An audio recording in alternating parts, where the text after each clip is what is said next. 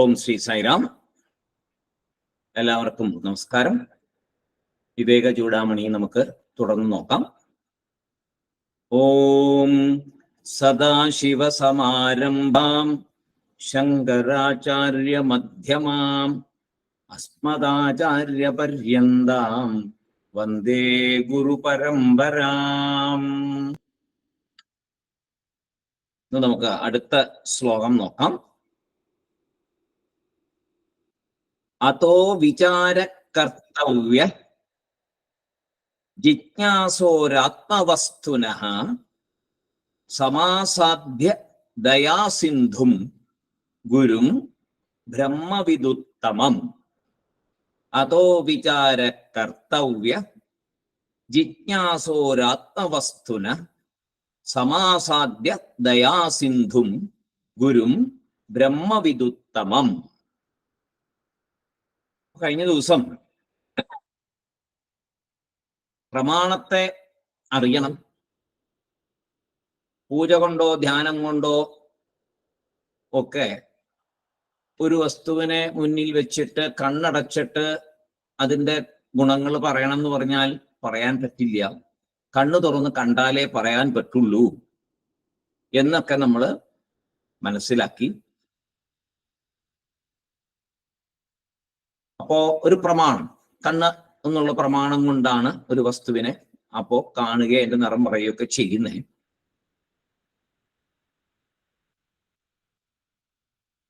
പൂജാദികൾ ചെയ്യുന്ന ആൾക്കാര് അതിന്റെ ഫലം ലഭിച്ച ശേഷവും അത് തുടർന്നുകൊണ്ടിരിക്കുന്നു. എന്നാൽ അടുത്ത ഒരു സ്റ്റെപ്പിലേക്ക് കടക്കുന്നില്ല. അന്തിമ ലക്ഷ്യം മോക്ഷമാണ് എന്നറിഞ്ഞ് അങ്ങോട്ട് പ്രവേശിക്കുന്നില്ല. ഒരു ബസ് യാത്ര, ലക്ഷ്യം വെച്ചൊരു ബസ് യാത്രയിൽ കയറിയിട്ട് ലക്ഷ്യസ്ഥാനത്ത് ഇറങ്ങാതെ പിന്നെയും ആ ബസ്സിൽ യാത്ര തുടരുന്ന പോലെയാണ് അത്. അങ്ങനെ പോയാൽ എന്ത് പ്രയോജനം? ചിത്തശുദ്ധി ലഭിച്ചാൽ, കർമ്മം കൊണ്ട് കിട്ടുന്നത് ചിത്തശുദ്ധിയാണ്. പൂജാദികൾ കൊണ്ടും ധ്യാനം കൊണ്ടും ഒക്കെ ചിത്തശുദ്ധി ലഭിക്കും. ആ ചിത്തശുദ്ധി ലഭിച്ചാൽ ഉടനെ വിചാരത്തിലേക്ക് വരണം. വീണ്ടും ഉടനെ വിചാരം, അടുത്ത സ്റ്റെപ്പാണ് വിചാരം. വിചാരത്തിലേക്ക് പ്രവേശിക്കണം. കാരണത്തിന് ജ്ഞാനത്തിനുള്ള ആ അറിവ്, അതിന് മുഖ്യത്വം കൊടുക്കണം. ഇനി എനിക്ക് അറിവ് നേടണം, ജ്ഞാനം നേടണം എന്നുള്ള മുഖ്യത്വം വരണം. അല്ലാതെ വീണ്ടും ജീവിതത്തില് ഈ സാധനങ്ങളൊക്കെ ചെയ്തുകൊണ്ട്, എന്താ പറയുക, വഴിപാടുകള്, അമ്പലദർശനം, ഈശ്വര പ്രാർത്ഥന, നാമജപമൊക്കെ ചെയ്തുകൊണ്ട് ലൗകിക സിദ്ധികൾക്ക്, ലൗകിക കാര്യസാധ്യങ്ങൾക്ക് അതിനെ ഉപയോഗിച്ചുകൊണ്ട് അങ്ങനെ ഇരുന്നാൽ പോരാ. അങ്ങനെ ചെയ്യുമ്പോൾ കുറെ മനഃശുദ്ധി വരും.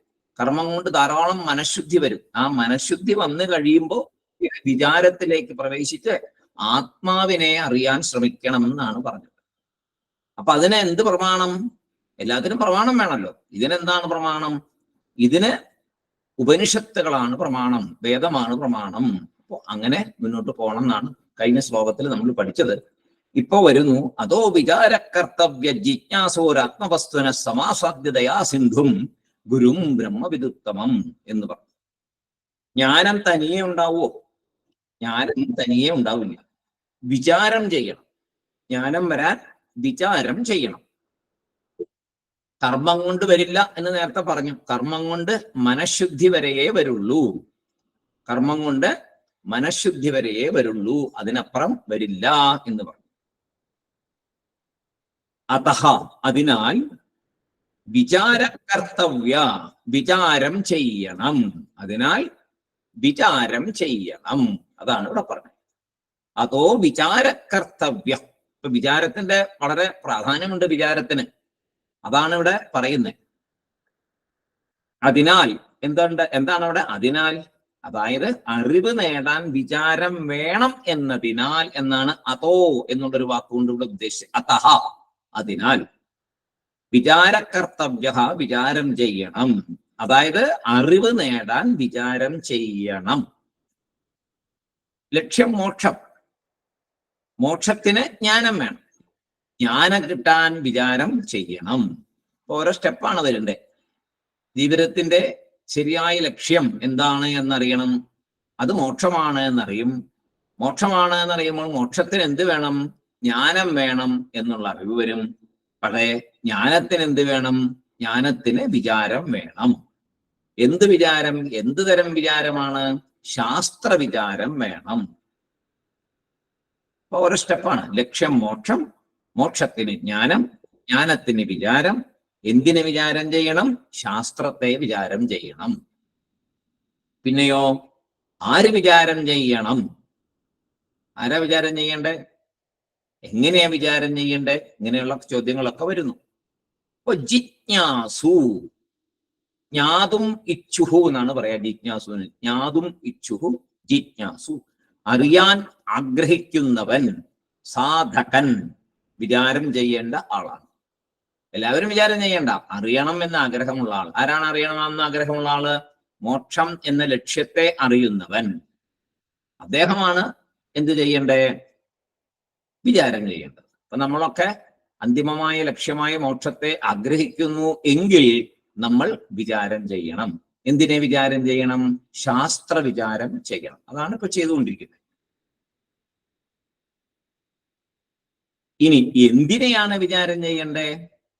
ശാസ്ത്രത്തെ എന്ന് പറഞ്ഞു. ശാസ്ത്രത്തിൽ തന്നെ വേദം പലതുമുണ്ട്. വേദത്തിനകത്ത് പലതുമുണ്ട്. ഉപനിഷത്തുകളുണ്ട്, വേദാന്തമുണ്ട്. വേദാന്തത്തിൽ ഉപനിഷത്തുണ്ട്. ആദ്യത്തെ കർമ്മകാണ്ഡങ്ങളുണ്ട്. കർമ്മകാണ്ഡത്തെ ആണോ ഇനി വിചാരം ചെയ്യണ്ടേ? അല്ല. കർമ്മകാണ്ഡങ്ങളൊക്കെ ചെയ്ത് നമ്മൾ ഈ ജീവിതത്തിൽ ഇത്രയും കാലം ഒരുപാട് വഴിപാടുകളും പൂജകളും ജപങ്ങളും സഹസ്രനാമാദി ജപങ്ങളും ഒക്കെ കഴിച്ചു, ഹോമങ്ങളൊക്കെ കഴിച്ചു, എല്ലാം കഴിച്ചു. ജീവിതത്തിൽ ലൗകികമായിട്ട് നേടേണ്ടതൊക്കെ നേടി. കാരണം ലൗകികമായതേ അതുകൊണ്ട് കിട്ടുള്ളൂ. മോക്ഷം അതുകൊണ്ടൊന്നും കിട്ടില്ല. ഒരു പൂജ കൊണ്ടും മോക്ഷം കിട്ടത്തില്ല, ഒരു ധ്യാനം കൊണ്ടും മോക്ഷം കിട്ടത്തില്ല, ഒരു വഴിപാട് കൊണ്ടും മോക്ഷം കിട്ടത്തില്ല. അറിവ് കൊണ്ട് മാത്രമേ, ജ്ഞാനം കൊണ്ട് മാത്രമേ കിട്ടുള്ളൂ എന്ന് നമ്മൾ ധാരാളം പഠിച്ചു. അപ്പൊ ഇനി വിചാരം ചെയ്യണം എന്നുള്ള അവസ്ഥയിലേക്ക് എത്തി. അതും നമുക്ക് മനസ്സിലായി. ശാസ്ത്ര വിചാരമാണ് എന്നും മനസ്സിലായി. ഇനി ശാസ്ത്രത്തിൽ തന്നെ വേദാന്തത്തിൽ എന്തിനെയാണ് വിചാരം ചെയ്യുന്നത് എന്ന് ചോദിച്ചാൽ ആത്മവസ്തുനഃ അതോ വിചാരകർത്തവ്യ ജിജ്ഞാസോരാത്മവസ്തുന. ആത്മവസ്തുവിനെ, എന്താണ് ആത്മവസ്തു എന്ന് പറഞ്ഞാൽ? സാക്ഷാൽ പരബ്രഹ്മം. ആത്മാ, ബ്രഹ്മ, പരബ്രഹ്മ. അതാണ് വിചാരം ചെയ്യേണ്ടത്. ആത്മവസ്തുവിനെ വിചാരം ചെയ്യണം. ആത്മവസ്തുന. വിചാരം എങ്ങനെ ചെയ്യണം? ഒറ്റയ്ക്കാണോ ആരുടെയെങ്കിലും സഹായത്തോടെയാണോ എന്നൊരു സംശയം. എങ്ങനെയാ വിചാരം ചെയ്യണ്ടേ? ഒറ്റയ്ക്കാണോ അല്ലെങ്കിൽ ആരുടെയെങ്കിലും കൂട്ടൊക്കെ കൂടിയിട്ടാണോ? കർമ്മത്തിന് നമുക്ക് എന്താ വേണ്ടേ? പുരോഹിതനെ വിളിക്കണം, അല്ലേ? ഒരു ഭഗവത്സേവ നടത്തണം, ഒരു ഗണപതി ഹോമം നടത്തണം, ഒരു ആയുഷ് ഹോമം നടത്തണം, ഒരു രുദ്രേകാശിനി നടത്തണം. ഇതിനൊക്കെ നമ്മൾ ആരെ വിളിക്കുക? ഒരു പുരോഹിതനെ വിളിക്കും. അതുപോലെ വിചാരത്തിന് ആരെയെങ്കിലും വിളിക്കാമോ? അതോ ഒറ്റയ്ക്ക് പറ്റുമോ? അതാണ് ചോദ്യം. പുസ്തകം നോക്കിയോ പറ്റുമോ? കണ്ണടച്ചാണോ ചെയ്യേണ്ടത്? പുസ്തകം നോക്കി പറ്റുമോ? എങ്ങനെയൊക്കെയാ വേണ്ടതെന്നാ നമ്മൾ ഇവിടെ ചോദ്യം. പല ചോദ്യം. വിചാരം ചെയ്യണം, വിചാരം ചെയ്യണം എന്ന് പറഞ്ഞു. ശരിയാണ്, വിചാരം ചെയ്യാം. അപ്പോഴാണ് സംശയം എന്ന്, ഒറ്റയ്ക്ക് ചെയ്യണോ, വേറെ ആരെങ്കിലും വിളിക്കണോ, പുരോഹിതന്മാരെ വല്ലവരും വിളിക്കണോ എന്നുള്ള സംശയം വരുന്നത്. കണ്ണടച്ചിരിക്കണോ, കണ്ണ് തുറന്നിരിക്കണോ? ഇപ്പൊ ചിലരുണ്ടല്ലോ, വിളക്കിൽ എത്ര തിരികിടണം, തെക്കോട്ടിടണോ, വടക്കോട്ടിടണോ, കിഴക്കോട്ടിടണോ, മുകളിലോട്ടിടണോ, എല്ലാം സംശയം. സംശയമോ സംശയം. എല്ലായിടത്തും ഇരിക്കുന്ന ചൈതന്യത്തെ മനസ്സിലാക്കാത്തതിന്റെ കുഴപ്പമാണ്. സർവസ്ഥലത്തും നിറഞ്ഞു നിൽക്കുന്ന ചൈതന്യം, നമ്മുടെ ഉള്ളിൽ അന്തരാത്മാവായി ഇരിക്കുന്ന ചൈതന്യം, ഇതിനെ മനസ്സിലാക്കാത്തതിന്റെ കുഴപ്പമാണ് ഈ സംശയം മുഴുവൻ. ഈശ്വരനില്ലാത്ത ഒരിടവുമില്ല. എല്ലാം ഈശ്വരനിൽ നിന്നുണ്ടായി, ഈശ്വരനിൽ നിലനിൽക്കുന്നു, ഈശ്വരനിൽ ലയിക്കുന്നു. ഈ തത്വം മനസ്സിലായ പിന്നെ എന്ത് സംശയം? ഒരു സംശയവും അവിടെ വരാൻ പാടില്ല. പോട്ടെ. അപ്പോ ആചാര്യസ്വാമികൾ ഇവിടെ പറയുന്നു, ഗുരുവിന്റെ സഹായമാണ് വേണ്ടത്. പുസ്തകത്തിന്റെ സഹായമോ കണ്ണടച്ചിരിക്കലോ അതൊന്നും അല്ല ഇവിടെ വേണ്ട. ഒരു പുരോഹിതനോ ഒന്നുമല്ല ഇവിടെ വേണ്ടത്. ഗുരുവിന്റെ സഹായം. സമാസാധ്യ. അതെങ്ങനെയാ ഗുരുവിനെ സമീപിക്കേണ്ടതെന്നാണ് പറയുന്നത്. സമാസാധ്യ വിധിയാം വണ്ണം ഗുരുവിനെ സമീപിക്കണം എന്ന് പറയും. വിധിയാം വണ്ണം ഗുരുവിനെ സമീപിച്ച് ദയാസിന്ധും ഗുരും. എങ്ങനത്തെ ഗുരുവാണ്? ദയാസിന്ധു.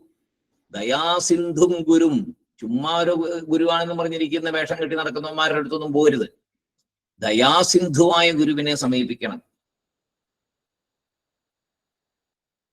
കരുണക്കടൽ എന്നാണ് ദയാസിന്ധു എന്ന് പറയുന്നത്. ദയാസിന്ധു എന്നാൽ കരുണക്കടൽ. അങ്ങനെയുള്ളൊരു ഗുരുവിനെ കിട്ടണം. പിന്നെ ആരായിരിക്കണം? ബ്രഹ്മവിത്ത്, ബ്രഹ്മനിഷ്ഠനായിരിക്കണം. അതായത് ഈ ജ്ഞാനം ലഭിച്ച ഗുരുവിനെ കിട്ടണം, ജ്ഞാനനിഷ്ഠനായ ഗുരുവിനെ കിട്ടണം. അങ്ങനെയുള്ളൊരു ഗുരുവിനെയാണ് കിട്ടേണ്ടത്. മാത്രമല്ല ഉത്തമനായ ഒരു ഗുരു. ഇങ്ങനെയൊക്കെ വരുമ്പോൾ ഉത്തമനായിരിക്കും, പിന്നെ മാറ്റം വരത്തില്ല.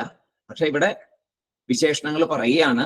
ദയാസിന്ധു, ബ്രഹ്മവിത്ത്, ഉത്തമം, അങ്ങനെയുള്ള ഗുരുവിനെ സമാസാധ്യ, അങ്ങനെയുള്ള ഗുരുവിനെ വിധിയാമണ്ണം സമീപിച്ച് ഈ വിചാരം ചെയ്യണം എന്നാണ് ഇതിനെ പറഞ്ഞത്.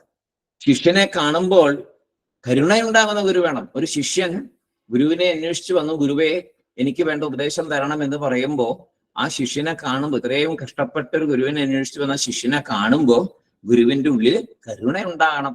എന്നാലേ അത് ശരിക്കും അദ്ദേഹത്തിൽ നിന്ന് നമ്മളിലേക്ക് പ്രവേശിക്കുകയുള്ളൂ.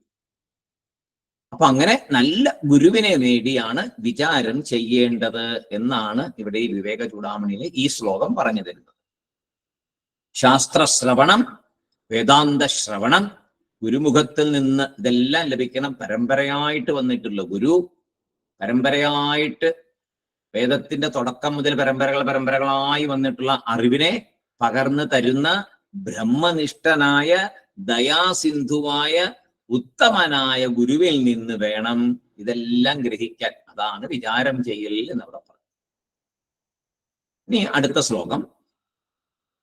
അധികാരിണമാശാസ്തേ ഫലസിദ്ധിർവിശേഷതഃ ഉപായാദേശകാലാദ്യാഃ സന്ധ്യസ്മിൻ സഹകാരിണഃ. നിർത്തലാം. അധികാരിണമാശാസ്തേ ഫലസിദ്ധിർവിശേഷതഃ ഉപായാദേശകാലാദ്യാഃ സന്ധ്യസ്മിൻ സഹകാരിണഃ. അപ്പൊ പല ബുക്കുകളിലും പല ഓർഡറിലായിരിക്കുമേ. നമ്മൾ ഫോളോ ചെയ്യുന്ന ഗുരുവിന്റെ ഒരു ഓർഡറാണ് നമ്മളിപ്പോ ഇവിടെ ചെയ്യുന്നത്.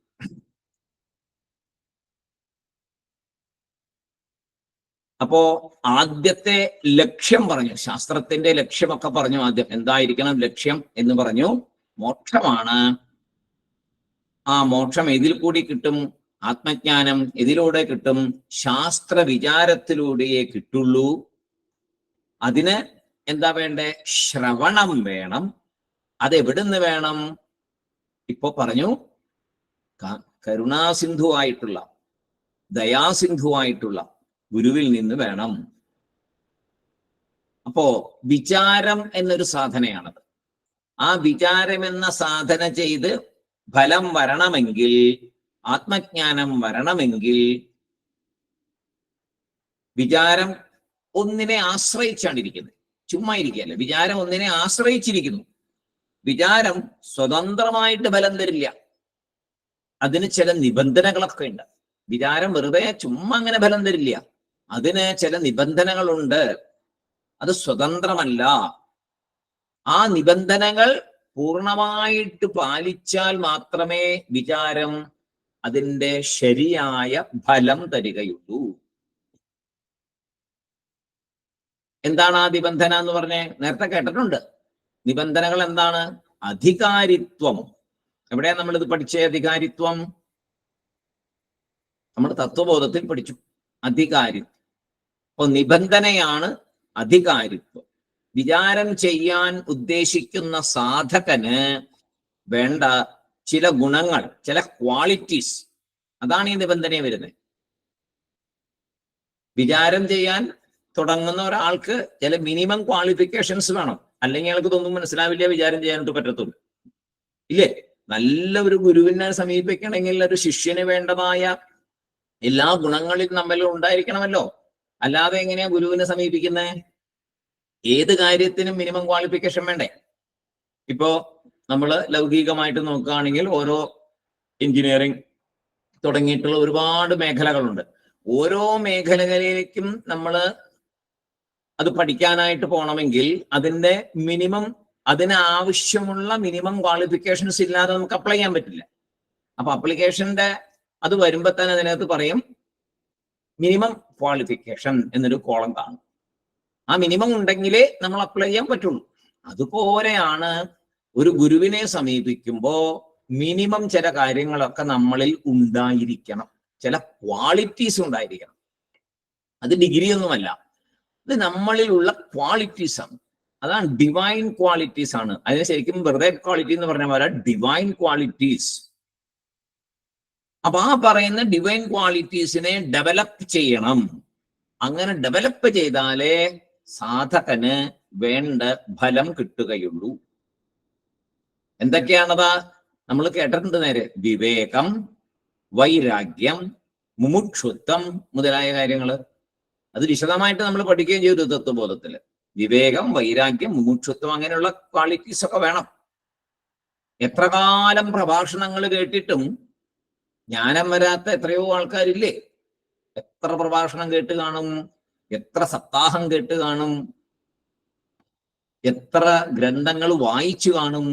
എന്നിട്ടും എന്തേ നമുക്ക് ആ ആത്മജ്ഞാനം വരാത്തെ എന്ന് ചോദിച്ചാൽ നമുക്ക് വേണ്ടതായ മിനിമം ക്വാളിഫിക്കേഷൻസ് നമ്മുടെ കയ്യിലില്ലാത്തത് കൊണ്ടാണ്. അതുകൊണ്ടാണ് ഈ പ്രവൃത്തികളുടെയൊക്കെ ഫലം മുന്നോട്ട് വരാത്തത്. അപ്പോൾ ആ മിനിമം ക്വാളിഫിക്കേഷൻസ് ആദ്യം ശരിയാക്കി എടുത്താൽ പിന്നെ വളരെ എളുപ്പമാണ്. വളരെ വളരെ പെട്ടെന്ന് അന്തിമ ലക്ഷ്യത്തിലേക്ക് ചെല്ലാൻ സാധിക്കും. മിനിമം ക്വാളിഫിക്കേഷൻ ഇല്ലാത്തത് കൊണ്ടാണ് ഹയർ ലെവലിലുള്ള ക്ലാസ്സുകളൊന്നും മനസ്സിലാകാത്തത്. ഒന്നും മനസ്സിലാവുന്നില്ല. എത്രയോ പേര് പറയാറുണ്ട് ഉപനിഷത്തൊക്കെ വായിച്ചു കഴിഞ്ഞിരുന്ന് ഉറങ്ങും, ഉപനിഷത്തിന്റെ ക്ലാസ്സിന് ആരും വരില്ല. ഉപനിഷത്തുകള് പുസ്തകങ്ങൾ എഴുതിയാൽ ഞാൻ പണ്ട് ഓർക്കാറുണ്ട്, ഈ ഉത്സവങ്ങൾ നടക്കുമ്പോൾ, ഇപ്പോഴത്തെ കാര്യം അത്ര അറിയില്ല, പണ്ടൊക്കെ ഉത്സവങ്ങൾ നടക്കുമ്പോൾ ഈ പുസ്തകങ്ങൾ വിൽക്കുന്ന ഒരു നിറയെ 2-3 കച്ചവടക്കാരൊക്കെ അവിടെ ഇങ്ങനെ ഇരിക്കുന്ന കാണാം. ഈ മറ്റേ ചിന്തുക്കടകളൊക്കെ പോലെ തന്നെ പുസ്തകം വിൽക്കുന്ന ആൾക്കാർ ഇരിക്കുന്ന കാണാം. ചെറിയൊരു ലൈറ്റ് ഒക്കെ വെച്ചുകൊണ്ട്.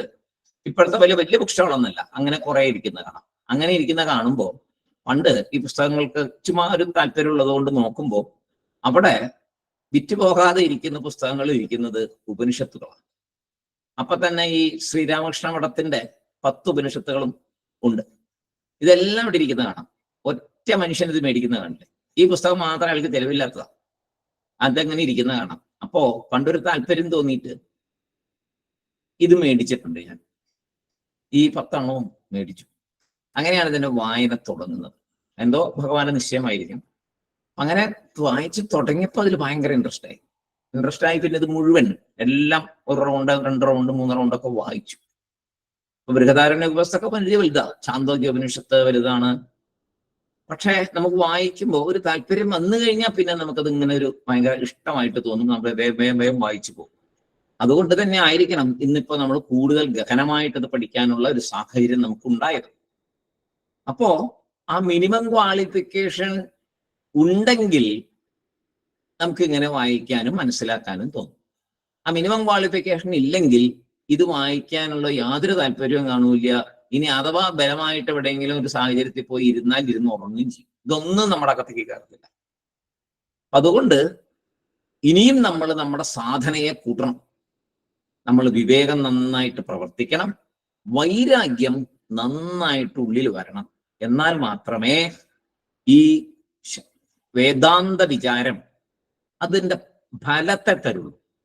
നമ്മൾ ഇപ്പോഴും വൈരാഗ്യമില്ലാതെ കണ്ടതിൻ്റെ ഒക്കെ പുറകെ പോയിക്കൊണ്ടിരിക്കുകയാണെങ്കിൽ ഈ പഠിച്ചതൊന്നും അതിന്റെ ഫലം ചെയ്യില്ല. ഉറപ്പാണ്, അതിനൊരു ഫലവും കിട്ടില്ല. ഇങ്ങനെ കേട്ടോണ്ട് ഇങ്ങനെ പോവാൻ ജീവിതം അങ്ങനെ കഴിഞ്ഞു ഒരു ദിവസം മരിച്ചു പോകുന്നുള്ളതല്ലാതെ ഒന്നും ഉണ്ടാവില്ല. നേരെ മറിച്ച് വൈരാഗ്യത്തെ നന്നായിട്ട് പോഷിപ്പിച്ചാൽ, ഒന്നിനോടും എന്താ നമ്മൾ പഠിച്ചേ, ഇനി എനിക്കിത് വേണം എന്നൊരു ആഗ്രഹമില്ലാതെ വരിക. ഒന്നിനോടും പ്രത്യേകിച്ച് ആഗ്രഹമില്ല. ഉണ്ടോ? ഓക്കെ. ഇല്ലേ? ഇല്ല, ഒരു പ്രശ്നമില്ല, മതി. ഇന്നിപ്പോ രാവിലെ ഇന്നതാണ് കൂട്ടാൻ, ആയിക്കോട്ടെ. നാളെ ഏറ്റവും ഇഷ്ടപ്പെട്ട ഒരെണ്ണം വന്നു, നന്നായി. അപ്പൊ ഒന്നിനോടും അമിതമായ സന്തോഷവും ഒന്ന് കിട്ടിയില്ലെങ്കിൽ ഒരു ദുഃഖവും ഇങ്ങനെയുള്ള ഒന്നുമില്ലാത്തൊരവസ്ഥ നമുക്കുണ്ടായാൽ അത് തന്നെ വൈരാഗ്യം. അത് വേണം. എന്നാലേ ഈ വിചാരം ചെയ്യൽ കൊണ്ട് പ്രയോജനം ഉണ്ടാവുകയുള്ളൂ.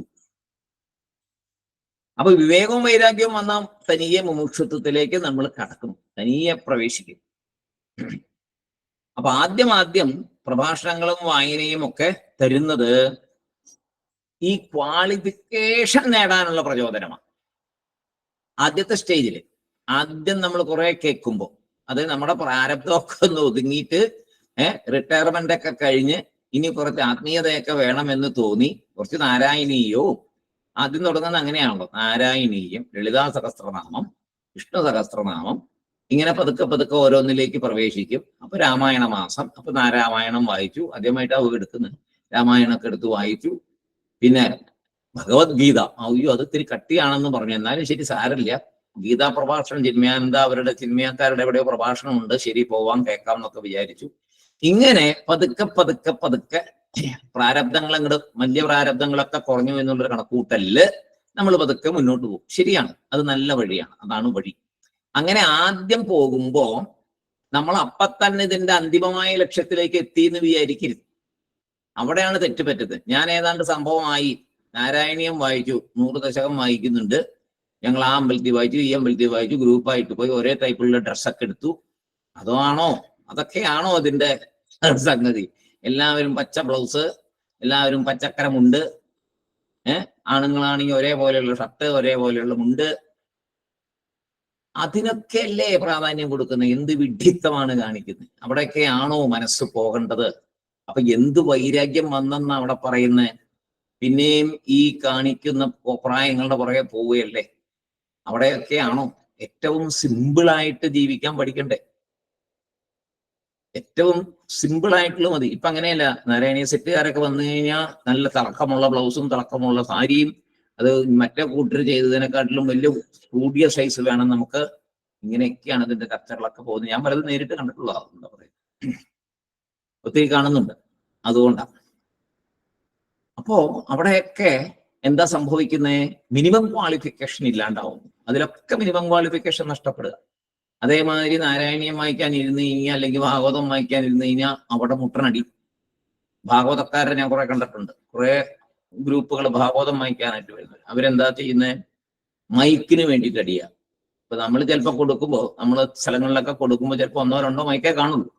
വായിക്കാനുള്ള ഒരു 10 12 പേര് കാണും. ഈ മൈക്കിന്റെ മുമ്പിൽ ആക്കാ മൈക്ക് വേണ്ടെന്ന് വലിയ തർക്കവും ബഹളവും ഉന്തും തള്ളും ഒക്കെ കാണാം. അപ്പൊ എന്താണ് നമ്മൾ ഇതൊക്കെ പഠിച്ചിട്ട് ഉണ്ടായ ഗുണം എന്താ?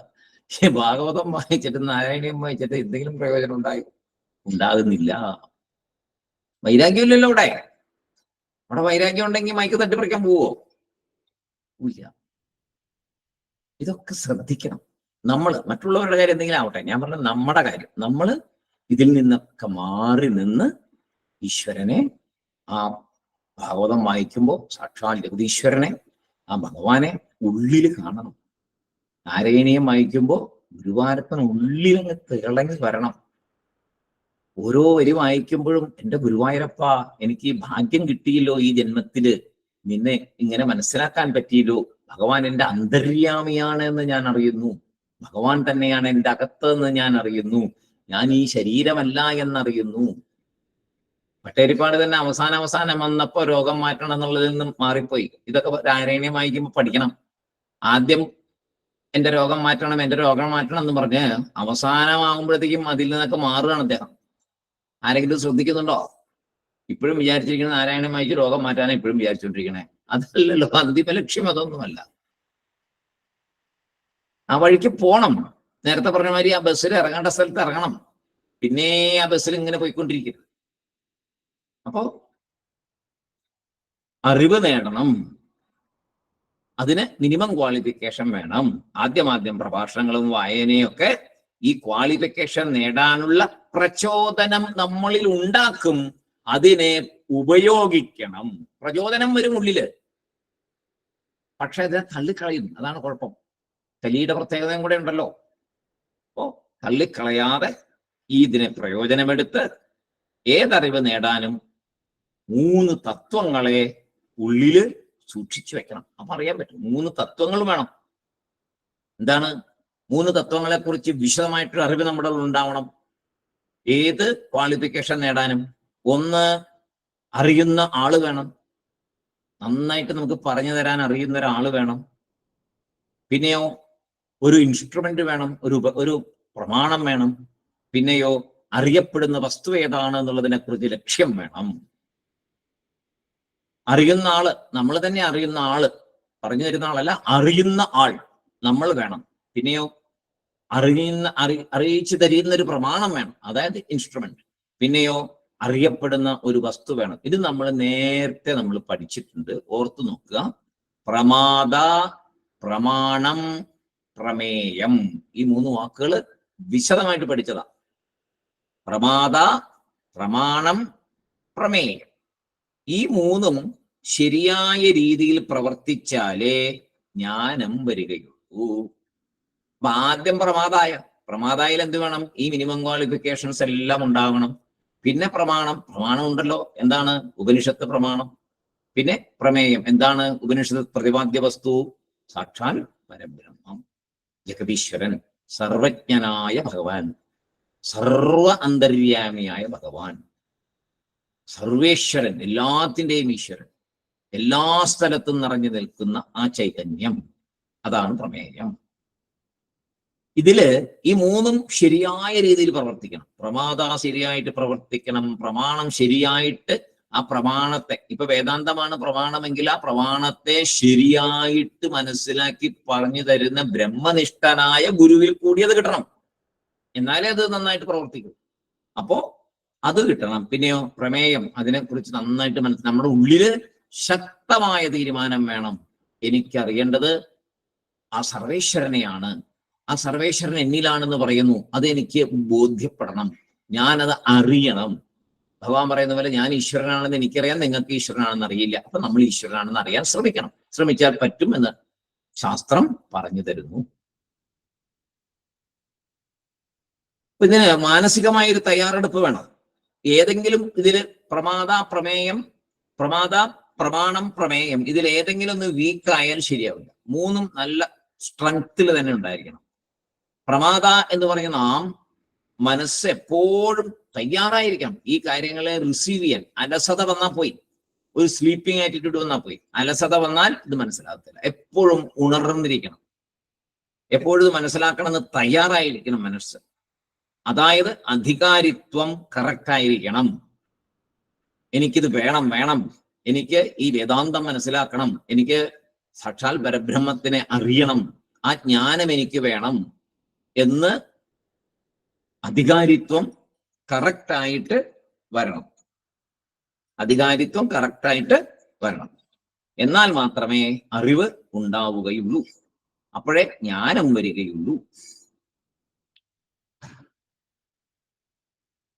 ഇപ്പോ ഒരു അധ്യാപകൻ മാത്സ് പഠിപ്പിക്കാന്ന് വിചാരിക്കാം. മാത്തമാറ്റിക്സ് പഠിപ്പിക്കുകയാണെങ്കിൽ ആ അധ്യാപകന് മാത്തമാറ്റിക്സിനെ കുറിച്ച് നല്ലൊരു വിവരം ഉണ്ടാവണം.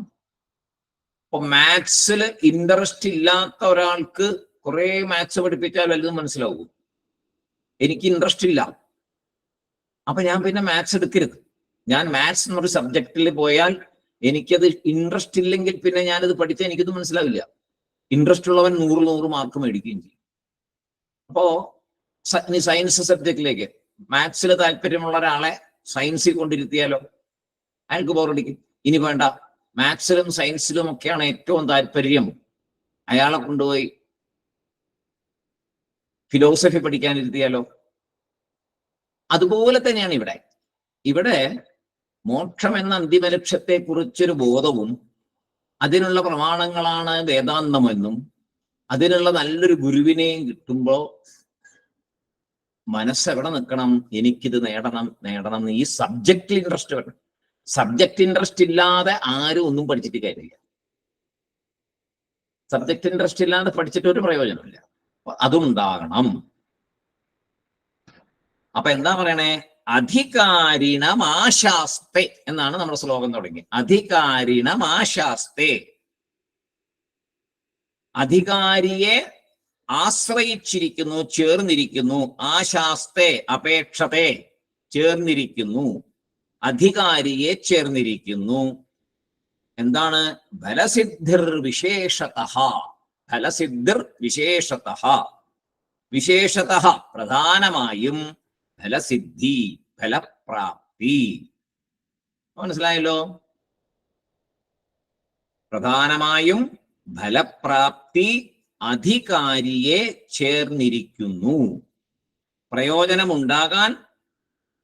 അധികാരിയെ ചേർന്ന് ഇരിക്കുന്നു പ്രയോജനം ഉണ്ടാകുന്ന കാര്യങ്ങൾ. എന്താ കാര്യം? അധികാരി ആയിരിക്കണം. അതാ അധികാരിയെ ചേർന്നിരിക്കുന്നു എന്ന് പറഞ്ഞാൽ എന്താ? നമ്മൾ ശരിക്കും അധികാരി ആയിരിക്കണം. അല്ലെങ്കിൽ നമുക്കിത് പറഞ്ഞ് മനസ്സിലാവും? ഒന്നും മനസ്സിലാവില്ല. അപ്പോ പ്രധാനമായും അധികാരിയെ ചേർന്നിരിക്കുന്നു എന്ന് പറഞ്ഞാൽ ആദ്യത്തെ പ്രൈം ഇമ്പോർട്ടൻസ് എവിടെയാണ്? നമ്മുടെ ഉള്ളിലുള്ള ഇത് എനിക്ക് അറിയണം, എനിക്കിത് നേടണം, എനിക്ക് ജ്ഞാനം വരണം, ജ്ഞാനം വേണം, അതിനുവേണ്ടി ഞാൻ അതിന്റെ മിനിമം ക്വാളിഫിക്കേഷൻസ് എല്ലാം എടുക്കും, വിവേകത്തോടു കൂടി ഞാൻ പ്രവർത്തിക്കും, എന്നിൽ വൈരാഗ്യം ഞാൻ വളർത്തും എന്ന് ഉറച്ചു ചെയ്ത് അതിനെ ഫലത്തിൽ കൊണ്ടുവരണം. അപ്പോ അങ്ങനെ ശരിയായിട്ടുള്ള അധികാരിത്വം വരണം. പിന്നെയോ ഉപായ ദേശകാലാദ്യഃ എന്ന് പറയുന്നു. ഉപായങ്ങള് ദേശകാലത്തെ ആശ്രയിച്ച്, അതായത് പല സാധനങ്ങൾ എന്നാണ് ഇവിടെ ഉദ്ദേശിക്കുന്നത്. പല സാധനങ്ങൾ. ഉപായ ദേശകാലാദ്യഃ സന്ധ്യസ്മിൻ സഹകാരിണഃ. അപ്പോ എന്താണ് അവിടെ ഈ ദേശകാലാദ്യാഹ എന്ന് പറഞ്ഞ ഉപായങ്ങള്? അവിടെയാണ് നമ്മുടെ മഹാഭാഗ്യത്തെ കുറിച്ച് ആലോചിക്കേണ്ടത്. ദേവലോകത്തിൽ ഒരു ജന്മം കിട്ടിയാൽ, ദേവനായാൽ, അവിടെ മോക്ഷം നേടാനുള്ള ആഗ്രഹമേ ഉണ്ടാകില്ല. കാരണം എല്ലാ സുഖസൗകര്യങ്ങളും മുന്നോട്ട് പോയിക്കൊണ്ടിരിക്കുകയാണ്. അവിടെ പ്രത്യേകിച്ച് പുണ്യം ചെയ്യാനോ പാപം ചെയ്യാനോ ഉള്ള കാര്യങ്ങളൊന്നും ഇല്ല. സുഖമനുഭവം എന്നുള്ളത് സുഖാനുഭവം മാത്രം. അപ്പൊ പ്രത്യേകിച്ച് വീണ്ടും വീണ്ടും പുണ്യം ചെയ്യുക അങ്ങോട്ട് സംഭവില്ല, പാപം ചെയ്യുക അങ്ങോട്ട് സംഭവില്ല. പിന്നെ എന്താ ഉണ്ടാവുക? നേരത്തെ കിട്ടിയ പുണ്യത്തിന്റെ ആണ് ഈ ദേവലോകം കിട്ടിയിരിക്കുന്നത്. ആ പുണ്യം ക്ഷയിക്കുമ്പോൾ അവിടുത്തെ പരിപാടി തീരും. അത് എത്രമാത്രം പുണ്യം ഉണ്ടോ അത്രമാത്രം മുന്നോട്ട് പോയിക്കൊണ്ടിരിക്കും. കാര്യം ശരിയാണ്, അവിടെ സങ്കടങ്ങളില്ല, സന്തോഷം മാത്രമേ ഉള്ളൂ എപ്പോഴും. പക്ഷെ ഈ മാതിരിയുള്ള ഭൂമിയിലെ പോലെയുള്ള ധർമ്മം ചെയ്ത് എന്തെങ്കിലും നേടാനുള്ള ഒരു സാധ്യതകൾ അവിടെ ഇല്ല. അതുകൊണ്ടാണ് ദേവന്മാർക്ക് പോലും മോക്ഷം ലഭിക്കില്ല. മോക്ഷം ലഭിക്കണമെങ്കിൽ മനുഷ്യജന്മം കിട്ടി ഇവിടെ വന്ന് ഈ സത്യത്തെ ജ്ഞാനം വഴി അറിയണം. എന്ത് സത്യം? ആത്മാ സത്യം എന്നുള്ളത്. സത്യം പരം ധീമഹി എന്ന് പറയുന്നുണ്ടല്ലോ ഭാഗവതത്തില്, അത് തന്നെ. സത്യത്തെ അറിയണം. ബ്രഹ്മസത്യം ജഗത് മിഥ്യ എന്ന് ശങ്കരാചാര്യ സ്വാമി പറയുന്നു. ആത്മതത്വത്തെ അറിയണം. ജീവബ്രഹ്മ ഐക്യം വരണം. ഇതൊക്കെയാണ് നമ്മൾ അന്തിമമായിട്ട് കിട്ടേണ്ടത് നമുക്ക്. അപ്പോ മനുഷ്യജന്മം കൊണ്ടേ അത് ലഭിക്കുള്ളൂ. അതാണ് ഉപായാദേശകാലാദ്യ. മനുഷ്യലോകത്തിൽ മോക്ഷം ലഭിക്കുന്ന സ്ഥലം മനുഷ്യലോകമാണ്, വേറൊരു ലോകമല്ല. മനുഷ്യലോകമാണ് മോക്ഷം ലഭിക്കുന്ന സ്ഥലം, ആത്മജ്ഞാനം ലഭിക്കുന്ന നല്ല സ്ഥലം. ദേശകാലാദ്യാഹ ഉപായ എന്ന് പറഞ്ഞാൽ നല്ല സ്ഥലം. പിന്നെയോ സമയം, നല്ല സമയം. നല്ല സമയം എന്താ? ഇപ്പൊ കിട്ടിയിരിക്കുന്ന ഈ ജന്മം തന്നെ. ഇനിയൊരു സമയത്തിൽ കൂടുതൽ നല്ലതാവും നമുക്ക് പറയാൻ പറ്റില്ല, ചീത്തയാവൊന്നും പറയാൻ പറ്റില്ല. നമ്മുടെ പ്രവൃത്തി പോലെ ഇരിക്കും. അപ്പൊ ഇപ്പൊ കയ്യിലുള്ളത് എന്താണ്? പ്രസന്റ്. ഭാവിയിലെ കാര്യം പോട്ടെ, ഇപ്പൊ എന്താണ് കയ്യിലുള്ള? നല്ല ബുദ്ധിയുണ്ട്, കാര്യങ്ങൾ മനസ്സിലാക്കാനുള്ള കഴിവുണ്ട്, സമയം കയ്യിലുണ്ട്, സാഹചര്യം കയ്യിലുണ്ട്, ശരീരം അതിനനുസരിച്ച് പ്രവർത്തിക്കുന്നുണ്ട്, എല്ലാ ഇന്ദ്രിയങ്ങളും ഓക്കെയാണ്. എത്ര സമയം ഇനി മുന്നോട്ട് ഉണ്ടാവും എന്ന് പറയാൻ പറ്റില്ല. പക്ഷെ ഇപ്പൊ നമ്മുടെ കയ്യിലൊക്കെ ഇപ്പോ അറ്റ് പ്രസന്റ്. അപ്പൊ ഈ അറ്റ് പ്രസന്റിന് എന്ത് ചെയ്യണം? പ്രസന്റിൽ എന്ത് ചെയ്യണം? പ്രസന്റിൽ ഈശ്വര വിചാരം നടത്തണം, പ്രസന്റിൽ ജ്ഞാനം നേടാൻ ശ്രമിക്കണം. നാളെ എന്ന് വെക്കരുത്, ഇപ്പൊ തന്നെ അതിന് ശ്രമം തുടങ്ങണം. ഇപ്പൊ തന്നെ വൈരാഗ്യം വരണം. ഇപ്പൊ തന്നെ പൂർണ്ണ സംതൃപ്തിയിലേക്ക് മനസ്സിനെ കൊണ്ടുപോകണം. എന്തെങ്കിലും അകത്തുണ്ടെങ്കിൽ വിട്ടേക്കണം. അത് കിട്ടിയില്ല, ഇത് കിട്ടിയില്ല, അങ്ങനെ ആയില്ല, ഇങ്ങനെ എല്ലാത്തിനും തള്ളിക്കളഞ്ഞേക്കണം. എന്ത് നേടാൻ? ഒന്നും നേടാനില്ല ഇവിടെ. എല്ലാം ഇട്ടേച്ച് പോകണം. കൂട്ടിവെച്ചത് ഒന്നും കൊണ്ടുപോകാൻ പറ്റില്ല, ഒരു സാധനവും കൊണ്ടുപോകാൻ പറ്റില്ല. ശരീരം പോലും കൊണ്ടുപോകാൻ പറ്റില്ലല്ലോ. പിന്നെ ഇനി എന്ത് കൊണ്ടുപോകാൻ? അവനവന്റെ ശരീരത്തെ കൊണ്ടുപോകാൻ പറ്റില്ലെങ്കിൽ പിന്നെ എന്ത് കൊണ്ടുപോകും? ഒന്നും കൊണ്ടുപോകാൻ പറ്റില്ല. ഈ സ്ഥൂലത്തിനെ വിട്ടാൽ പിന്നെ സൂക്ഷ്മത്തിൽ കിടന്നു. സൂക്ഷ്മത്തിൽ എന്താ കൊണ്ടുപോണേ? കുറെ ബാണ്ടക്കെട്ട് കൊണ്ടുപോകും. നമ്മൾ ഇവിടെ ശേഖരിച്ചു വെച്ചിരിക്കുന്ന ഒന്നും കൊണ്ടുപോകാൻ പറ്റില്ല. ഇതെല്ലാം ഇവിടെ ഇട്ടേച്ചു പോകാനുള്ളതാണ് ആദ്യം കൊണ്ടുപോകും മനസ്സിൽ. ഇവിടെ എല്ലാം സമ്പാദിച്ച് കൂട്ടി കുറെ ഫ്ലാറ്റും കുറെ ഓടി വണ്ടിയും കാറും മറ്റും ബെൻസും മിൻസും ഒക്കെ ഒരുപാട് വണ്ടികളും കുറെ ഭൂസ്വത്തും കുറെ സ്വർണവും എല്ലാം മേടിച്ചു കൂട്ടി വെച്ചിട്ടുണ്ട്. അല്ലാതെ ഞങ്ങൾക്കറിയാം അതൊന്നും കൊണ്ടുപോകാൻ പറ്റാൻ ഞങ്ങൾക്കറിയാം, നമ്മൾ ഈ ശരീരം വിട്ടു പോകുമ്പോൾ ഓക്കെ. പക്ഷെ നിങ്ങൾ കൂടുതൽ കാലം കൊണ്ടുപോകും. എന്താണെന്നറിയാവോ? ഇതെല്ലാം ഇവിടെ ഇട്ടേച്ച് പോവാണല്ലോ എന്നുള്ള ആദ്യം മനസ്സിൽ കിടക്കും. ഈശ്വര ഇതെല്ലാം പോയല്ലോ എന്റെ കയ്യിൽ നിന്ന്, എനിക്കൊന്നും കൊണ്ടുപോകാൻ പറ്റുന്നില്ല. ഈ ആദ്യ മനസ്സിൽ കിടന്നാൽ തീർന്നു. അത് ഈ സാധനം കൊണ്ടുവന്നതിനെക്കാണല്ലോ അപകടമാണ്. ആ സൂക്ഷ്മ ശരീരം ജന്മജന്മാന്തരങ്ങളോളം സൂക്ഷ്മ ശരീരം ഇതിനെ കൊണ്ട് നടക്കും. അത് കാരണ ശരീരത്തിലെ ഒരിക്കലും എടുത്തു കളയാൻ പറ്റാത്ത വിത്തായിട്ട് അവിടെ കിടക്കും. എത്രയോ യുഗങ്ങൾ പിന്നെയും ഇത് ജനിക്കും, പിന്നെയും ഈ ശരീരത്തിലേക്ക് വരും. അതാണോ ഇപ്പൊ ചെയ്യണ്ടേ? കുറച്ച് സമയം കയ്യിലുള്ളൂ, എന്തപ്പ ചെയ്യണ്ടേ? ഇതിനെല്ലാം കൂടെ വിടണം.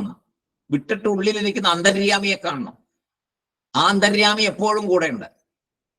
ഈ ശരീരം വിട്ടാലും കൂടെയുണ്ട്, സൂക്ഷ്മ ശരീരം വിട്ടാലും ഉണ്ട്, കാരണ ശരീരം വിട്ടാലും ഉണ്ട്. ആ അന്തര്യാമിയെ ഉള്ളൂ, അതേ ഉള്ളൂ. ബാക്കിയെല്ലാം പിന്നീട് ഇതിനകത്ത് കെട്ടിച്ചമച്ചതാണ് നമ്മൾ. അതിനകത്തൊക്കെ നമ്മൾ ഒട്ടിച്ചു വെച്ചതാ, സ്റ്റാമ്പ് ഒട്ടിക്കുന്നവർ ഒട്ടിച്ചു വെച്ചിരിക്കുക. ആ അന്തര്യാമി മാത്രമേ ഉള്ളൂ. അന്തര്യാമിയാണ് ഞാൻ. ഞാൻ തന്നെയാണ് ആ ശക്തി. ഞാനാണ് കാണുന്നത്, ഞാനാണ് കേൾക്കുന്നത്, ഞാനാണ് മണക്കുന്നത്, ഞാനാണ് രുചിക്കുന്നത്, ഞാനാണ് സ്പർശം അനുഭവിക്കുന്നത്, ഞാനാണ് ഉറങ്ങുന്നത്, ഞാനാണ് ഉണരുന്നത്. എന്നെ അറിയാൻ എനിക്ക് എന്നെ തൊട്ടു നോക്കേണ്ട കാര്യമില്ല. ഉണ്ടോ? അവനവനെ അറിയാൻ അവനവൻ തൊട്ടു നോക്കണോ? ഉണ്ട് എന്ന് പറയാൻ തൊട്ടു നോക്കണോ? എന്റെ കയ്യിൽ 1 മിനിറ്റ് കേട്ടോ, ഞാൻ ഒന്ന് തൊട്ടു നോക്കട്ടെ, ഉണ്ടോ എന്ന് പറയാം എന്ന് നമ്മളാരും പറയാറില്ലല്ലോ. ഉണ്ടോ എന്ന് ചോദിച്ചാൽ ഉണ്ട്. Are you alive? Yes. What is the proof? Proof ഇത് തന്നെ. ഞാൻ ഉണ്ട് എന്ന് ഞാൻ അറിയുന്നു, അത് തന്നെ പ്രൂഫ്. ഇത്രയും വരെ അറിയാമെങ്കിൽ ഇനി അതിന്റെ അടുത്ത സ്റ്റെപ്പിലേക്ക് പോകാൻ അറിയാമല്ലേ? കഷ്ടം എന്ന് തോന്നുന്ന നേരം. അപ്പോഴാണോ ഇതിനൊക്കെ കിട്ടിപ്പിടിച്ചോണ്ടിരിക്കുന്നത്? ഈ വസ്തുവകകളൊക്കെ കാണുന്നതിനെയൊക്കെ ആഗ്രഹിച്ച് ഇതിനെയൊക്കെ വേണം വേണം വേണം വേണം എന്ന് ആഗ്രഹിച്ചുകൊണ്ടിരിക്കുന്നത്. ഈ നിമിഷം അതിനെല്ലാം വിടണം. എനിക്കൊന്നും വേണ്ട, എന്റെ ഉള്ളിലുണ്ട്. എന്താണോ നേടേണ്ടത് അത് എന്റെ ഉള്ളിലുണ്ട്. ഇനി ഞാൻ എന്തിനെ തപ്പി നടക്കണം? എന്റെ ഉള്ളിൽ ഇരിക്കുന്നല്ലോ ആ ഭഗവാൻ, ആ ശക്തിയല്ലേ ഞാൻ, ഞാൻ തന്നെയല്ലേ ഇത്. അപ്പൊ ജീവബ്രഹ്മ ഐക്യമായി. അവിടെ നിന്ന് വിട്ടുപോകരുത്, അതേ തന്നെ നിൽക്കണം. പിന്നെ എന്തെങ്കിലും ഒരു സാധനം കാണുമ്പോൾ ഉടനെ അവിടെ വിട്ടുപോകും. ഒന്നും വേണ്ട, അപ്പുറത്തൊരു ജിലേബിയോ വടയോ കണ്ടാൽ മതി, തീർന്നു പരിപാടി. വൈരാഗ്യം വരണം. എന്നാലേ അതുകൊണ്ട് പ്രയോജനം ഉണ്ടാവുകയുള്ളൂ. അപ്പോ ഏറ്റവും നല്ല സമയം കിട്ടിയിരിക്കുന്നു, ഏറ്റവും നല്ല ജന്മം കിട്ടിയിരിക്കുന്നു.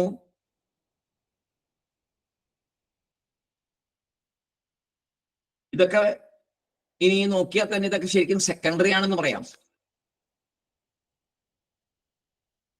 കാരണം മനുഷ്യജന്മം കിട്ടി, നല്ല സമയവും കിട്ടി, അധികാരിത്വം വന്നില്ല.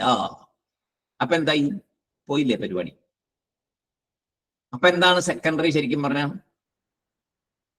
ഈ പറഞ്ഞ മനുഷ്യജന്മവും നല്ല സമയവും ഒക്കെ സെക്കൻഡറി ആയി.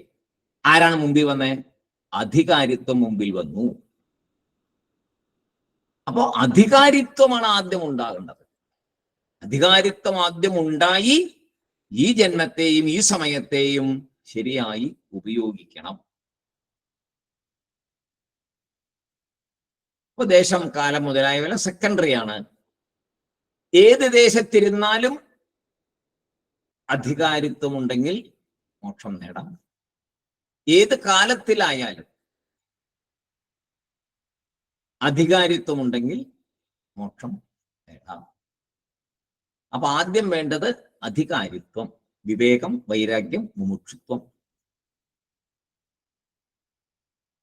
അപ്പോ പറയുന്നു, ഉപായാഹ ദേശകാല ആദ്യാഹ, ലോകം കാലം മുതലായ ഉപയോഗങ്ങൾ സന്ധി ഉണ്ട്. അസ്മിൻ, ഈ കാര്യത്തിന് സഹകാരിണ, കൂടെ ഇരുന്ന് സഹായിക്കുന്നവ. ഇവരൊക്കെ കൂടെ ഇരുന്ന് സഹായിക്കുന്നവരാണ്. ആരെ? അധികാരിയെ. അപ്പൊ അധികാരിത്വം ലഭിക്കാൻ ഈ മനുഷ്യജന്മം സഹായിക്കും, നമ്മുടെ ഇപ്പോഴത്തെ ഈ സമയം സഹായിക്കും, നമ്മുടെ ഈ ദേശം സഹായിക്കും, നമ്മൾ എവിടെയാണ് ഇരിക്കുന്നത് അതെല്ലാം അതിന് അനുകൂലമായിട്ട് വരും. അധികാരിത്വം ഉണ്ടെങ്കിൽ ഇതെല്ലാം നമുക്ക് അനുകൂലമായിട്ട് വരും. അധികാരിത്വം ഇല്ലെങ്കിൽ ഇതെല്ലാം ബന്ധനത്തിന് കാരണമാണ്. അയ്യോ, ഞാൻ ഇവിടെ നിന്ന് വിട്ട് ഒരു സ്ഥലത്തേക്കും ഇല്ല, പറയാറില്ലേ? ഇവിടെ നിന്ന് വിട്ട് എനിക്ക് പറ്റത്തില്ല. നമ്മൾ പ്രായമാവുമ്പോൾ പ്രത്യേകിച്ച് നമ്മൾ പറയുന്നതാണ്.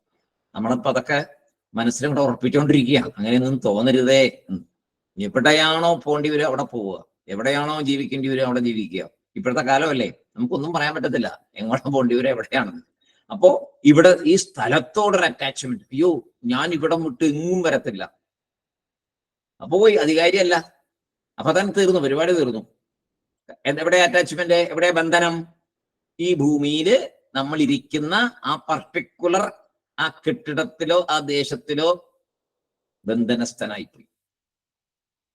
അടുത്ത ജന്മം ഈ പരിസരത്ത് തന്നെ വന്ന് ജനിക്കും. എന്താ? മമത, ഇതിനോടുള്ള മമത, ഈ സ്ഥലത്തോടുള്ള മമത. എൻ്റെ അടുത്ത് കുമാരനൊരു അമ്പലമുണ്ട്, കുമാരനിൽ കാർത്യായനിയുണ്ട്, ഞാൻ കുമാരനിലൊരു വിട്ടെങ്ങൂടില്ല, ഇവിടെയാണ് ഞാൻ വന്ന് ഇത്രയും കാലം ജീവിച്ചത്, ഇവിടെയാണ്, എൻ്റെ മണ്ണാണിത്, എൻ്റെ കുട്ടികളുണ്ടായത് ഇവിടെയാണ്, എൻ്റെ അച്ഛനും അമ്മയും മരിച്ചത് ഇവിടെ വെച്ചാണ്, അവരെ അടക്കിയിരിക്കുന്നത് ഇവിടെയാണ്, നാളെ എന്നെ ഇവിടെ തന്നെ അടക്കണം. എന്തൊക്കെ വിഡ്ഢിത്തങ്ങളാണ് നമ്മൾ പറയുന്നത്. ഇതാണോ ഈ ജീവിതത്തിൽ നേടേണ്ടത്? ഇതൊന്നുമില്ലല്ലോ. എവിടെയാവട്ടെ, എവിടെ വെച്ചും ഈ ശരീരം പൊക്കോട്ടെ, നമുക്ക് എന്താ പോട്ടെ, ഇത് പോകേണ്ടതാ, എപ്പോഴായാലും പോകേണ്ടത്, പൊക്കോട്ടെ. അത് ഇന്ന സ്ഥലത്ത് വെച്ച് പോകണം തന്നെ നിർബന്ധം ഒന്നുമില്ല. കാരണം സർവസ്ഥലത്തും ആ അന്തര്യാമി നിറഞ്ഞു നിൽക്കുന്നു, ഈശ്വരനില്ലാത്ത ഒരിടവുമില്ല. ഇതെപ്പോ വേണമെങ്കിൽ കഴിഞ്ഞു പോക്കോട്ടെ. സർവവ്യാപിയായ ഈശ്വരന് സർവ്വടത്തും ഉള്ളപ്പോൾ ഞാൻ സർവേശ്വരനെ സർവസ്ഥലത്തും സദാസമയത്തും ഞാൻ അനുഭവിക്കുന്നു ഈശ്വരനെ. അതിലേക്ക് ചെല്ലണ്ടേ നമ്മള്?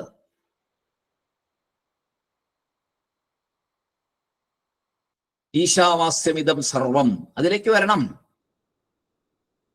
അതിന് അധികാരിത്വം കൂടിയേ തീരും.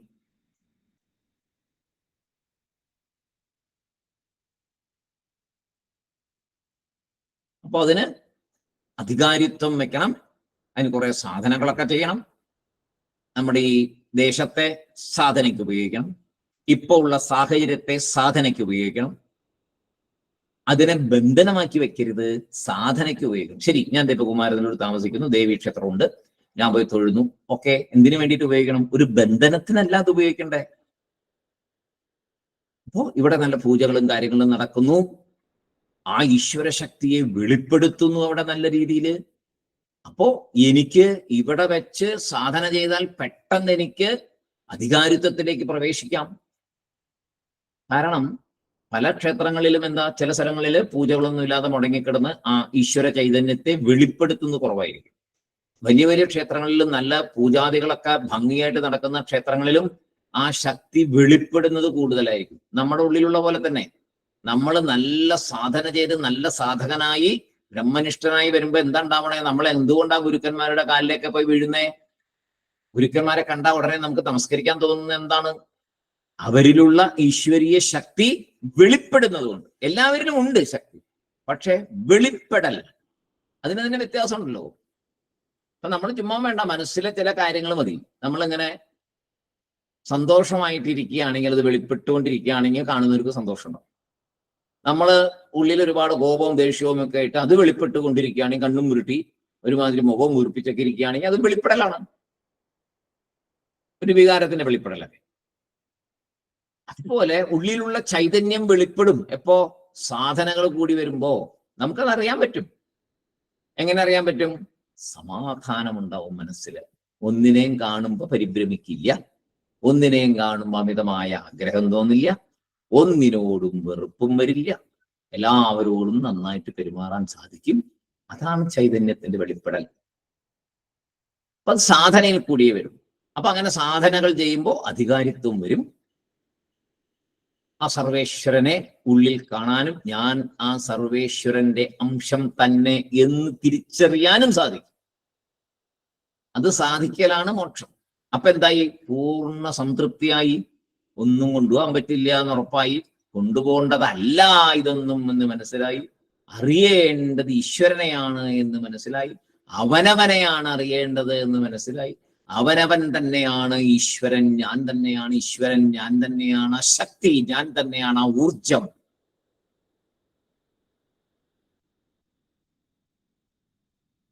ഇതുള്ളില് നന്നായിട്ട് പതിയാണ്. അപ്പോ തനിയ വൈരാഗ്യം വരും. തനിയെ വരും വൈരാഗ്യം. അങ്ങനെ നല്ല വൈരാഗ്യം വന്നിട്ടെങ്കിൽ ഈ ശരീരം വിടാൻ സാധിക്കണം. ബാക്കിയൊന്നും കിട്ടിയില്ലെങ്കിലും പോട്ടെ, അവിടെയെങ്കിലും വന്ന് നിന്ന് അടുത്ത ജന്മം കുറച്ചുകൂടെ നല്ല മെച്ചപ്പെട്ട, പെട്ടെന്ന് മോക്ഷത്തിലേക്കും ജ്ഞാനത്തിലേക്കും പോകാൻ പറ്റുന്ന ഒരു സാഹചര്യത്തിൽ പോയി ജനിക്കും. അല്ലാതെ വൈരാഗ്യമില്ലാതെ ഈ കണ്ടതിനോട് മുഴുവൻ ആഗ്രഹം വെച്ച് മരിച്ചാൽ, ഈ ശരീരം വിട്ടാൽ വീണ്ടും ശരീരം എടുക്കേണ്ടി വരും. ഈ എടുത്ത പണിയൊക്കെ പിന്നെ എടുക്കേണ്ടി വരും. ചിലപ്പോൾ അതിനുള്ള സാഹചര്യവും കിട്ടില്ല. കാരണം ആഗ്രഹം അതുമാതിരി ഭയങ്കര വലുതായിരിക്കും. അങ്ങനെയാണ് ഇപ്പൊ നമ്മൾ കാണുന്ന പലരും പല അധികാര സ്ഥാനത്തിരുന്നുകൊണ്ടും ഒത്തിരി ഐശ്വര്യങ്ങൾ ഉണ്ടായിട്ടും അവർ ഇപ്പോൾ ജീവിക്കുമെന്ന് നമുക്ക് തോന്നും. ഇത്രയും അധികാരിത്വം ഉണ്ടായിട്ടും ഇത്രയും ഐശ്വര്യം ഉണ്ടായിട്ടും എന്തേ ഇവരിങ്ങനെ പെരുമാറുന്നേ? ഇവരെന്തേ മറ്റുള്ളവരെ ഉപദ്രവിക്കുന്നേ? ഇവരെന്തേ മറ്റുള്ളവരുടെ കയ്യിൽ നിന്ന് പിന്നെയും പിടിച്ചു പറിച്ച് ജീവിക്കുന്നേ? അവരുടെ കയ്യിലെല്ലാം ഉണ്ടല്ലോ, ഈശ്വരൻ അവർക്കെല്ലാം കൊടുത്തിട്ടുണ്ടല്ലോ, എന്നിട്ടും ഇവരെന്തേ ഇങ്ങനെ എന്ന് നമുക്ക് തോന്നാറുണ്ട്. അപ്പൊ നമ്മളും ചിലപ്പോൾ ഇതേപോലുള്ള സംഗതി ചെന്ന് പെടും. ഈ ജന്മത്തില് ഒരുപാട് പുണ്യം ചെയ്തു, ഭഗവാൻ നല്ലൊരു സ്ഥലത്ത്, ഐശ്വര്യമുള്ളൊരു സ്ഥലത്ത്, ധാരാളം സ്വത്തുള്ളൊരു സ്ഥലത്ത്, ധാരാളം ബന്ധുക്കളുള്ള സ്ഥലത്ത്, നല്ലൊരു സ്ഥലത്ത്, നല്ല കാലാവസ്ഥ, ധാരാളം വെള്ളം, എല്ലാ ഐശ്വര്യങ്ങളും ഉള്ള സ്ഥലത്ത് ഒരു ജന്മം തരുമ്പോ ഇതേപോലെ നമ്മൾ വളർന്നു വരും. നമുക്ക് ലൗകികമായ അധികാരങ്ങൾ കിട്ടും, ലൗകികമായ സുഖഭോഗങ്ങൾ കിട്ടും. അപ്പൊ എന്തുണ്ടാവും? ഇപ്പൊ ഈ പറഞ്ഞ ആൾക്കാർ കാണിക്കുന്ന പോലെയുള്ള കാട്ടായൊക്കെ നമ്മൾ കാണിക്കും. അതുകൊണ്ട് ഒരിക്കലും സുഖാനുഭവങ്ങൾ ഇഷ്ടം പോലെ കയ്യിൽ കിട്ടി ഞാൻ ഇനി നേരെ ആയിക്കോളാം എന്ന് വിചാരിച്ചാൽ അതുണ്ടാവില്ല. ത്യാഗമുണ്ടാകണം, ദാനം ചെയ്യണം, ത്യാഗം വരണം മനസ്സിൽ, വൈരാഗ്യം വരണം മനസ്സിൽ. എന്നാൽ മാത്രമേ നമ്മൾക്ക് മുന്നോട്ട് അന്തിമ ലക്ഷ്യത്തിലേക്ക്, എവിടെ നിന്നാണോ വന്നേ, ഏതിൽ നിന്നാണോ ഞാൻ പലതാകട്ടെ എന്ന പരബ്രഹ്മം വിചാരിച്ചതിന്റെ ആ പലതാണ് നമ്മള്. തിരിച്ച് ഞാൻ വന്ന സ്ഥലത്തേക്ക് തന്നെ പോണ്ടേ? അതെനിക്ക് അറിയണ്ടേ? ഞാൻ അറിഞ്ഞാ മതി, പൂവും വരുമൊന്നും ഇല്ല ഇവിടെ. നമ്മൾ അറിയുക, ഞാൻ ആ ശക്തിയാണെന്ന് തിരിച്ചറിയുക. അപ്പൊ മായ എന്ന ആവരണം നമ്മളിൽ നിന്ന് മാറി നിൽക്കും. ഇപ്പൊ ആ ആവരണത്തിൽ അത് എന്നുണ്ടായി എന്ന് പറയാൻ പറ്റില്ല. നമ്മൾ നേരത്തെ പഠിച്ചു. എന്നാണ് ഇത് തുടങ്ങിയ ഈ അജ്ഞാനം? എന്തജ്ഞാനം? ഞാൻ ഈ ശരീരമാണ് എന്ന അജ്ഞാനം എന്ന് തുടങ്ങി? അതിന് കണക്കൊന്നുമില്ല, ആദിയില്ല, എന്തോ ഇല്ല, ഒന്നും പറയാൻ പറ്റത്തില്ല. പക്ഷെ അതിൽ നിന്ന് മോക്ഷം അതിൽ നിന്ന് നേടാൻ പറ്റും. എപ്പോ ഒരിക്കൽ ഞാൻ ആത്മാ എന്ന് തിരിച്ചറിയുന്നു, ഈ ശരീരമല്ല എന്ന് ഉറച്ചു വന്ന് ഈ ശരീരമാണ് എന്നുള്ള വിചാരങ്ങളെ ആരാണോ ഒരു ബന്ധനത്തിൽ കൂടി നമ്മളിൽ പിടിച്ചു നിർത്തിയിരിക്കുന്നത്, എന്തെല്ലാം വസ്തുക്കളാണോ ഞാൻ ഈ ശരീരമാണ് എന്ന ബന്ധത്തിൽ പിടിച്ചു ഉറപ്പിക്കുന്നത്, അതിൽ നിന്നൊരു മോചനം വേണം. അതിനാണ് വൈരാഗ്യം. അങ്ങനെ വരുമ്പോ എന്തുണ്ടാവും? സ്നേഹം മാത്രമേ ഉള്ളിലുണ്ടാവും. ബന്ധനപ്പെടുത്തുന്ന കാര്യങ്ങളല്ല, അല്ലാത്ത സാർവ ലൗകിക സ്നേഹം. എല്ലാവരോടും സ്നേഹം. എല്ലാം ഈശ്വരനാണ്. ഈശ്വരനിൽ നിന്ന് വന്നത് മാത്രമേ ഇവിടെയുള്ളൂ, ഈശ്വരനല്ലാതെ ഇവിടെ ഒന്നുമില്ല എന്ന് വരുമ്പോ നമ്മൾ എങ്ങനെയാണോ ഈശ്വരനെ സ്നേഹിക്കുന്നത്, അതുപോലെ എല്ലാത്തിനോടും സ്നേഹം വേണം. സ്നേഹം വേണമെന്ന് പറഞ്ഞാൽ എല്ലാത്തിനും പോയി കെട്ടിപ്പിടിക്കലല്ല. എല്ലാത്തിലും ചൈതന്യമായിരിക്കുന്നത് ഈശ്വരൻ തന്നെ എന്നുള്ള ചിന്ത. കല്ലിലും മണ്ണിലും വൃക്ഷത്തിലും മറ്റു മൃഗാദികളിലും പുഴുക്കളിലും പല്ലികളിലും പാറ്റകളിലും നമ്മൾ കാണുന്ന ശത്രുക്കളിലും നമുക്കെതിരെ വരുന്നവരിലും അതിലെ ശ്രീരുദ്രം പറയുന്നേ, ശ്രീരുദ്രം ശരിക്കും അർത്ഥത്തോടുകൂടി മനസ്സിലാക്കണം. എല്ലാത്തിലും ഈശ്വരനാണെന്നാണ് ശ്രീരുദ്രത്തിൽ പറയും. 2-ാം അനുഭാഗം തൊട്ട് അങ്ങോട്ട് മുഴുവൻ അതാ. 1-ാം അനുഭാഗത്തിൽ ഈശ്വരനോട്, ഭഗവാനോട് എന്റെ തെറ്റുകൾ ക്ഷമിച്ച് ആ അമ്പും വില്ലും, എന്റെ തെറ്റുകൾ ക്ഷമിച്ച് ഞാൻ പറയുന്ന വേദസ്തുതികൾ കൊണ്ട് സന്തോഷിച്ച് ഈ ഭഗവാനെ അങ്ങയുടെ കയ്യിലുള്ള ആ അമ്പും വില്ലും എനിക്കെതിരെ എന്റെ ശത്രുക്കൾ വരുമ്പോ അവർക്ക് നേരെ പ്രയോഗിക്കാൻ വേണ്ടി തിരിച്ചു വെക്കണേ ഭഗവാനെ. അതേമാതിരി പറയുന്നു, അമ്പ് താഴ്ത്ത്, അമ്പിന്റെ നമ്മള് ഇങ്ങനെ വില്ലിന്റെ മുമ്പിൽ അമ്പ് ഇങ്ങനെ കോർത്ത് വെക്കുമ്പോ അങ്ങനെ വെക്കരുത് ഭഗവാൻ, തിരിച്ചു വെക്കണേന്നാ പറയും. ഞങ്ങളുടെ നേരെ വിടരുതേ, ഞങ്ങളുടെ ശത്രുക്കളുടെ നേരെ തിരിച്ചു വെക്കണേ, അതിനെ വിടണേ. അത് കഴിഞ്ഞിട്ട് പറയുന്നു, എല്ലാത്തിലും, തൂണിലും തുരുമ്പിലും വെള്ളത്തിലും മലയിലും കള്ളന്മാരിലും ചോരന്മാരിലും ആൾക്കാരെ വെട്ടി നുറുക്കുന്നവരിലും എല്ലാത്തിലും അങ്ങ് രുദ്രനായിരിക്കുന്നു, അങ്ങ് ശക്തിസ്രോതസ്സായി പ്രവർത്തിക്കുന്നു. എല്ലാ ജീവികളിലും അങ്ങ് തന്നെ, എല്ലാത്തിലും അങ്ങ് തന്നെ. അങ്ങനെ ഒരു കാഴ്ചപ്പാടിലേക്കാണ് രുദ്രൻ നമ്മളെ കൊണ്ടുപോവുക. അർത്ഥം മനസ്സിലാക്കണം, അല്ലെങ്കിൽ പറയും ആ മനസ്സിലാവില്ല, വെറുതെ ജനിച്ചുകൊണ്ട് അറിയത്തില്ല. അർത്ഥം മനസ്സിലാക്കിയാൽ ആ ഒരു തലത്തിലേക്ക് ഉയരും. നമുക്ക് ദിവസവും ജപിക്കുന്നത് കൊണ്ട് അത് തനിയെ വരും മനസ്സിൽ. അങ്ങനെ മനസ്സിലാക്കുമ്പോൾ ഒന്നിനോടും ഒരു അറ്റാച്ച്മെന്റ് വരില്ല. ഒന്നിനോട് അറ്റാച്ച്മെന്റ് ഇല്ലാതിരുന്നാൽ ഓക്കെ, ഒരു അറ്റാച്ച്മെന്റ് ഇല്ലാതിരുന്നാൽ റെഡി. പിന്നെ നമ്മൾ റെഡിയാണ്, ഒരു പ്രശ്നം ഉണ്ടാകത്തില്ല. ഏത് സമയവും ആ തിരിച്ചറിവുണ്ടാകും, ആ ജ്ഞാനം ലഭിക്കും. ബാക്കി നമുക്ക് അടുത്ത ദിവസം നോക്കാം. അടുത്തത് സാധനാന്യത്ര തത്വാരി എന്നും പറഞ്ഞൊരു ശ്ലോകമാണ് തുടങ്ങുന്നത്. സാധനങ്ങളെ കുറിച്ച് പറയുന്നു. 4 തരം സാധനങ്ങളെ കൂടി പറഞ്ഞുകൊണ്ട് ആണ് ശങ്കരാചാര്യ സ്വാമികള് അടുത്ത ഇതിൽ മുന്നോട്ട് പോകുന്നത്. ഭഗവാന്റെ അനുഗ്രഹം കൊണ്ട് നമുക്ക് അടുത്ത ദിവസം നോക്കാം. എല്ലാം നല്ല രീതിയിൽ മനസ്സിലാക്കാനും ഈ വൈരാഗ്യം ഉണ്ടാകാനും ഭഗവാൻ അനുഗ്രഹിക്കട്ടെ. ഇനിയെങ്കിലും ഇത് ഉണ്ടായില്ലെങ്കിൽ ഇനി എന്നും ഉണ്ടാകാനാ. അതുകൊണ്ട് ഭഗവാനെ എത്രയും വേഗം മനസ്സിൽ കുറേശ്ശായിട്ട് ആ വൈരാഗ്യം ഉണ്ടാക്കി തരണമേ എന്ന് പ്രാർത്ഥിച്ചുകൊണ്ട് നമുക്ക് ഇന്ന് നിർത്താം. ഓം പൂർണ്ണമദ പൂർണ്ണമിദം പൂർണ്ണാത് പൂർണ്ണമുദിച്യത്തെ പൂർണ്ണസ്യ പൂർണ്ണമാദായ പൂർണ്ണമേവാവശിഷ്യത്തെ. ഓം ശാന്തി ശാന്തി ശാന്തി. ഹരി ഓം തത്സത്. ബ്രഹ്മാർപ്പണമസ്തു. എല്ലാവർക്കും Sairam. Sairam sir. Sairam. Sairam. Sairam sir. Sairam sir. ഞാൻ ഇനി 2-3 ക്ലാസ് ഉണ്ടാവില്ല sir. Vijayanarayanan. I'm going to Puri Jagannath. 15 days. Puri Jagannath. ഞങ്ങൾക്ക് എല്ലാവർക്കും